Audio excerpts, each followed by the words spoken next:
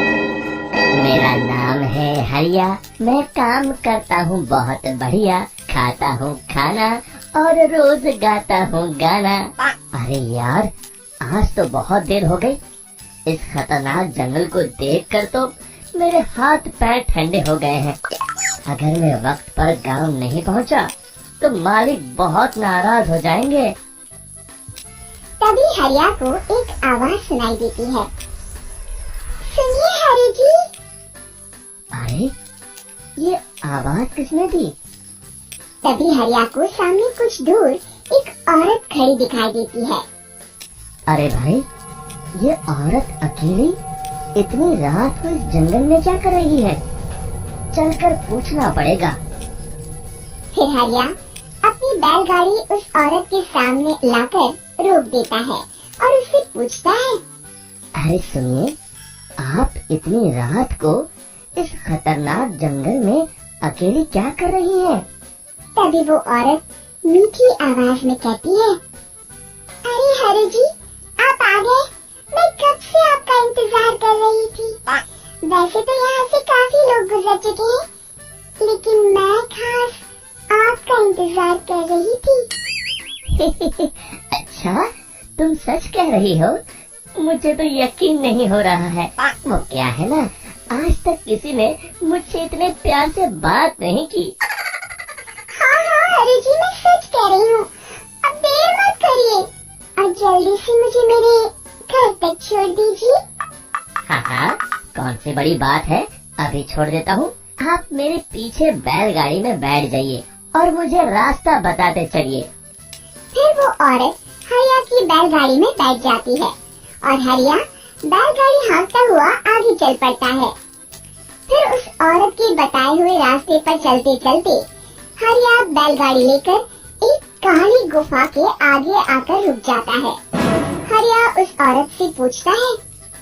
हाँ देवी जी, आपका घर कहाँ है? यहाँ तो गुफा के अलावा और कुछ नहीं है। तभी अचानक वो औरत हवा में उड़ने लगती है। देखते ही देखते उसका सुंदर रूप एक डरावनी चुड़ैल में बदल जाता है और वो जोर जोर से हंसती है।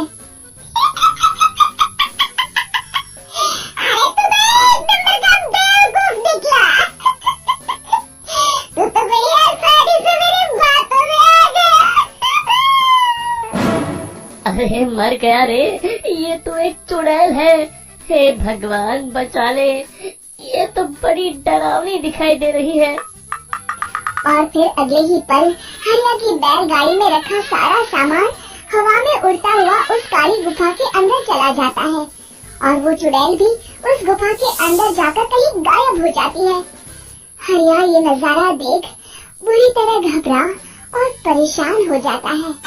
अरे, ये चुड़ैल तो मेरा सारा सामान लेकर गुफा में गायब हो गई। अब क्या होगा? अगर मैं गांव खाली हाथ गया तो मालिक मेरी अच्छी खबर लेंगे। मेरी इस बात का कोई यकीन भी नहीं करेगा। फिर आखिर वही हुआ। हरिया के मालिक चंपक सेठ को हरिया की किसी भी बात पर रत्ती भर भी यकीन नहीं हुआ। चंपक सेठ को लगा हरिया झूठ बोल रहा है और उसने ही लालच में आकर सारा सामान हड़प कर लिया है।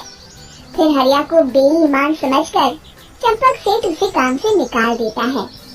अगले दिन अपनी दुकान में परेशान बैठा चंपक सेठ गुस्से में बड़बड़ाता है। अरे, दुकान में तो सामान बिल्कुल भी नहीं है। अब मुझे ही शहर जाकर सामान लाना होगा। फिर वो अपनी बैलगाड़ी लेकर शहर चला जाता है। शहर से सामान लेकर जब चंपक सेठ वापस गांव लौट रहा होता है, तभी उसे एक आवाज सुनाई देती है। चंपक जी, ओ चंपक जी। अरे, ये तो कोई मेरा नाम लेकर मुझे पुकार रहा है।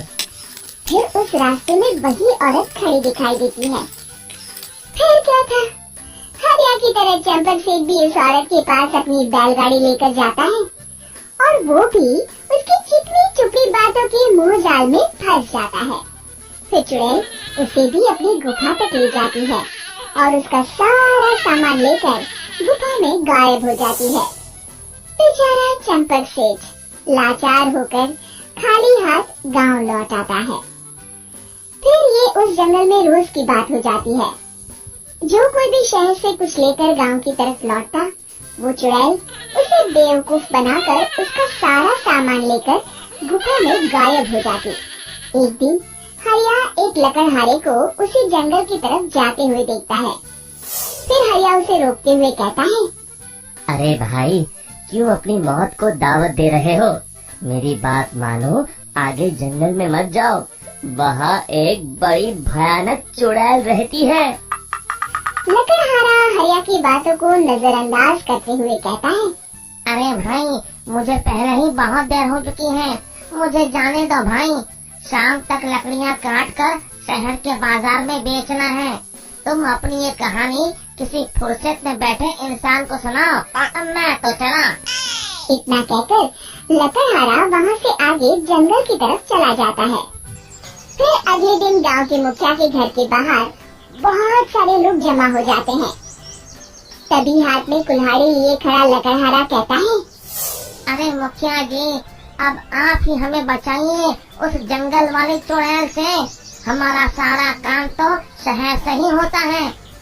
अरे मुखिया जी, उस चुड़ैल की वजह से तो मैं पूरी तरह बर्बाद हो गया हूँ। हम सबको मिलकर उस चुड़ैल का कोई इलाज करना पड़ेगा।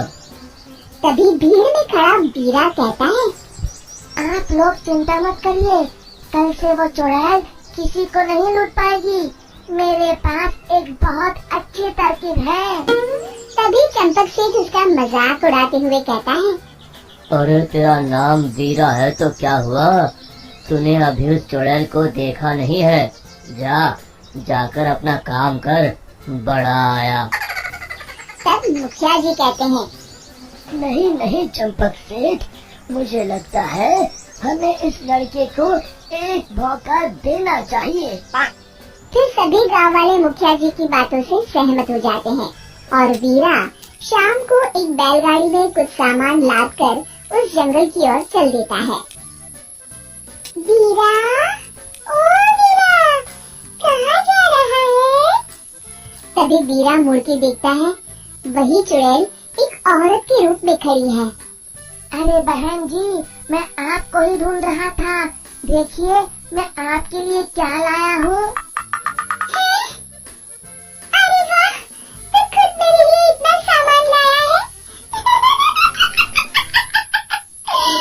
तू ही अकेला गाँव में समझदार है। जरा देखो, मैं भी खोल के